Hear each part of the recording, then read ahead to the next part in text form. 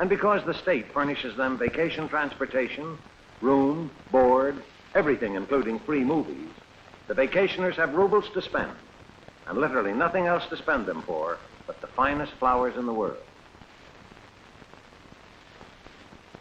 But over in the food department, 2 trucks unload a batch of surplus new potatoes. And quickly, the local Sochi householders crowd around and line up to buy. Mr. Sochi isn't happy about me photographing this. Mr. Ferrer, the flowers make brighter pictures. So we go back to the flower department and watch the vacationing visitors to whom all this beauty is a happy revelation. It's my last day with Mr. Sochi. Today, our luxury ship, Russia, makes it a memorable one for 425 Soviet citizens. For the first time since the revolution, a Russian ship is to make a pleasure cruise around Europe, allowing the average Soviet citizen to meet and to mix with the people of the capitalist world. Some weeks later, in the harbor at Havre, France, I see the good ship Russia again and learn that 2 of the average Soviet citizens on board are a Miss Bulganin and a Miss Khrushchev. This is Russia, where the Kremlin handles everything. It also handles the 1,000,000 square miles of the Soviet Socialist Republic of Kazakhstan. You fly in Russia only by state-owned airlines. En route, I photograph across the Tian Shan Mountains to China, where atop these mountains is the boundary line between Kazakhstan and the Chinese province of Xinjiang. Kazakhstan's capital, the city of Alma-Ata, which means father of apples, boasts a new railway station. The sign reads, "Save your money in the Soviet Bank of Alma-Ata."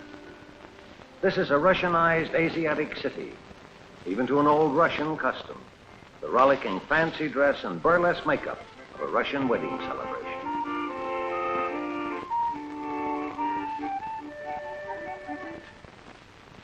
Alma-Ata Market, I have 2 in-tourist escorts, Mr. Alma-Ata, who speaks no English, and a Russian girl, Miss Alma-Ata, educated in Shanghai, whose English is fluent and British.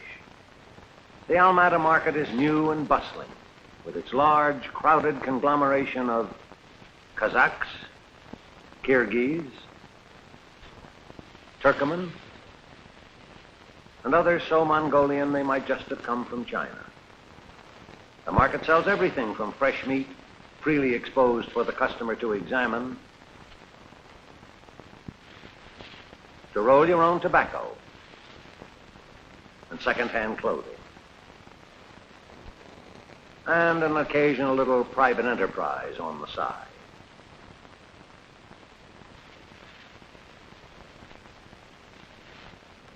In this kindergarten, the native children make it very clear that geographically we're deep in Oriental Asia. To be exact, we're directly north of New Delhi, India, about 1,000 miles north. And I'm reminded of the Russianized Asia program, for these youngsters are starting out that way, segregated in a school for 100% Kazakhs with 100% communist-trained Russian teachers. Here, the little Soviet citizens of Asia are having their outdoor recreation hour, while Miss Alma-Ata explains. These Kazakh youngsters are taught exactly the same things as the children of Moscow, and in the Russian language. There would be no sense in them learning about the old Kazakh ways, for then they did not have the glorious freedom they are enjoying now. Just look at them, Mr. Feather. I look, and all I see on the little Oriental faces is adult gravity. Next day, we encounter a parade of students from the Kazakh Academy of Sciences. Both Russians and Kazakhs march side by side, a proportion about 50-50.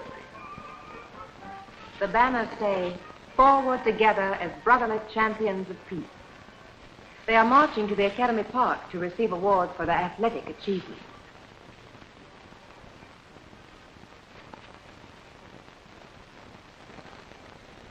But here I see the Russian undergraduates lined up by themselves in one separate group, and the native Kazakh students gather together in another.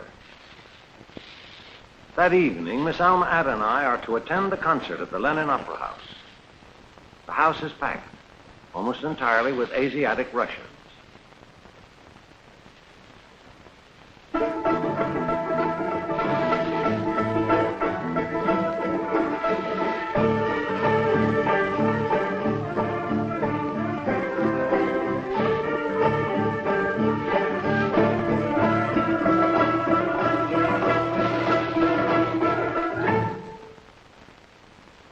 Next, my in-tourist chaperons take me on a motor trip up into the Tian Shan Mountains.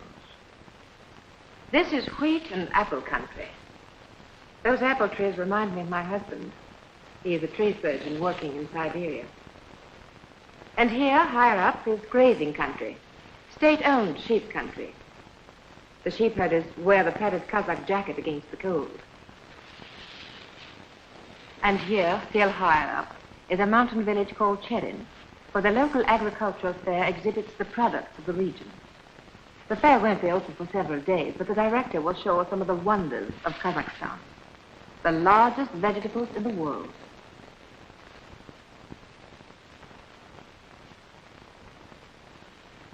This is a most important exhibit, and official delegations from Egypt and Romania will be here next week. Before we leave, I ask Miss Alma-Ata and Mr. Alma-Ata to pose together for my camera, but she abruptly declines and moves quickly aside. Suddenly, our mountain road climbs to a dead-end stop. My in-tourist escorts admit we're lost and confer in Russian. This seems to be a summer resort. The sign says, "Bonds of friendship in ancient world bring peace to all." But the word P-A-I-X means peace in French. French? Here a few miles from China, a summer resort. Beyond it, I explore a little, and I find a huge road-building project. A new 4-lane highway is under construction. A new 4-lane highway heading east. Straight for where? My in-tourist guides say they don't know. So I christen it the road to nowhere, and they laugh. I don't mention that my private classification is the road to tomorrow.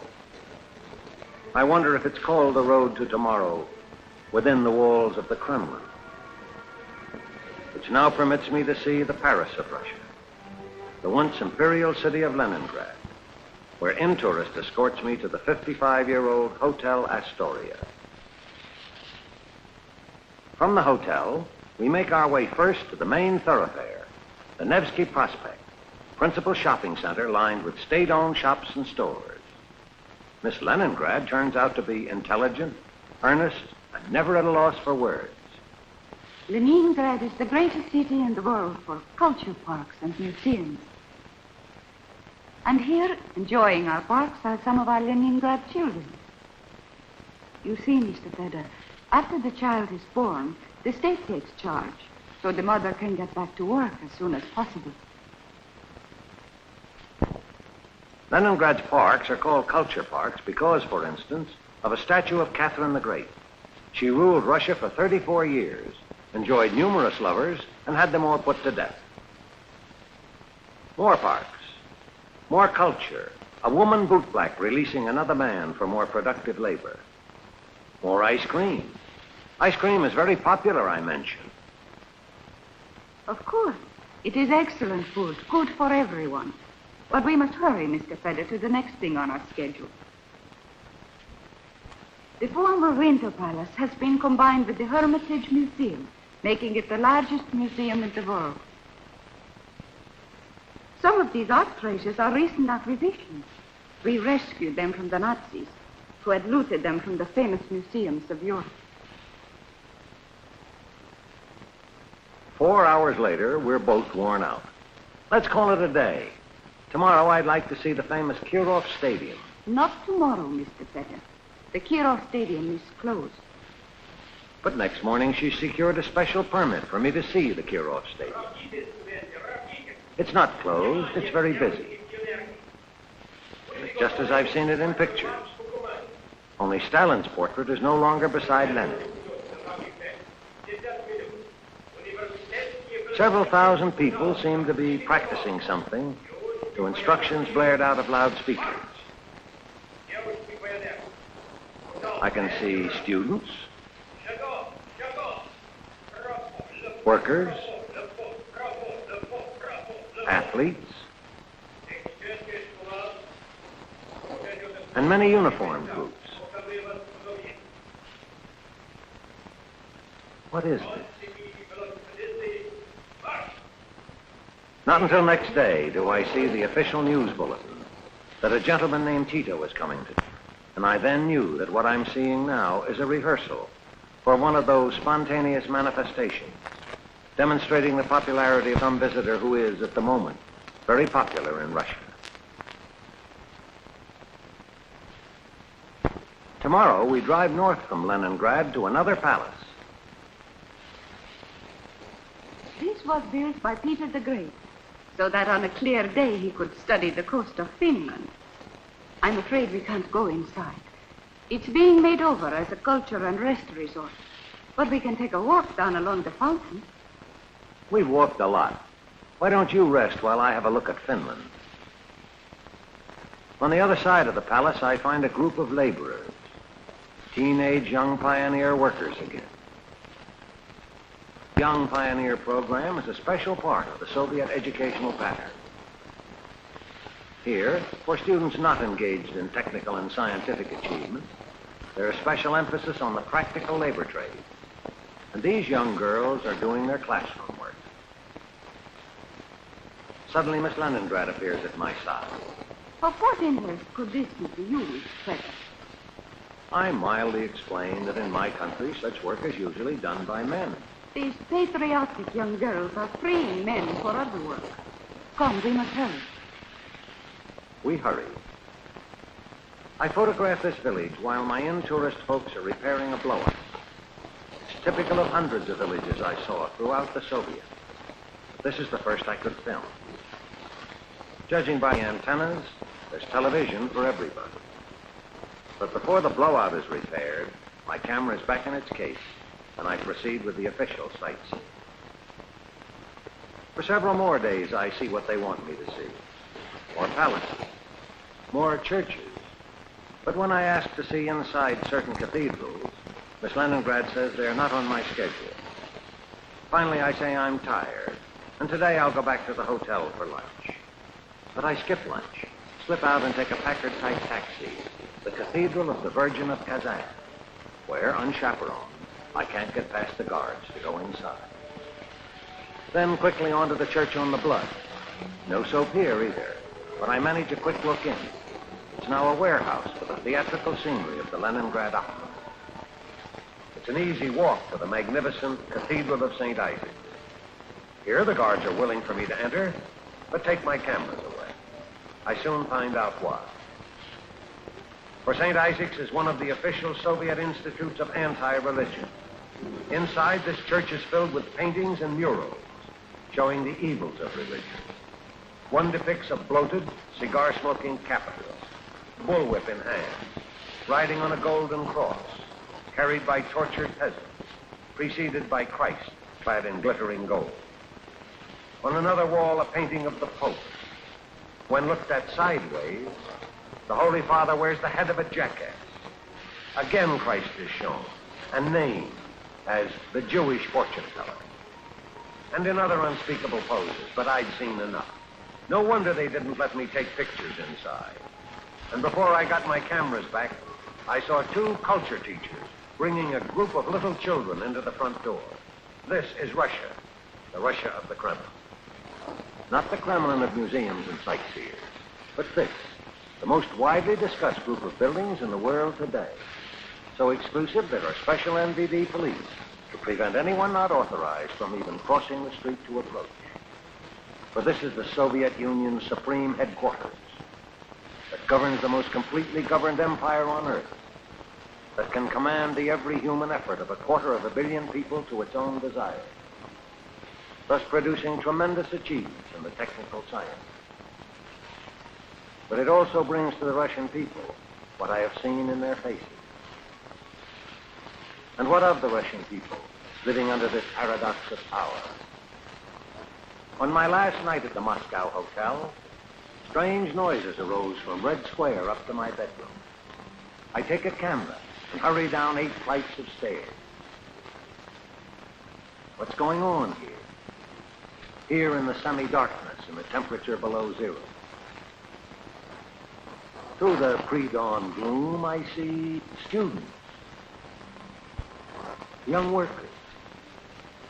Here are thousands of people watching other thousands of people parading. The marchers all seem to know exactly the right formations to pass in front of the reviewing stand. But the reviewing stand is empty. There isn't a living soul up there to see the demonstration. There isn't a living soul up there for the marchers to salute. It can't be a parade, for they march across Red Square in one direction, then turn around and march back again. Why this manifestation? Why so senselessly early before sunrise? Who ordered all these battalions of marchers to come and march? Who ordered all these thousands of shivering spectators to come and approve? Who? Only the Kremlin could. Why? Only the Kremlin knows. The Kremlin, which has its own purpose for everything it does. And what that purpose is, concerns the world. The banners say, "Forward to victory through communism." This, then, is that nation which first flung an astonishing man-made satellite into the skies above us. This is Russia.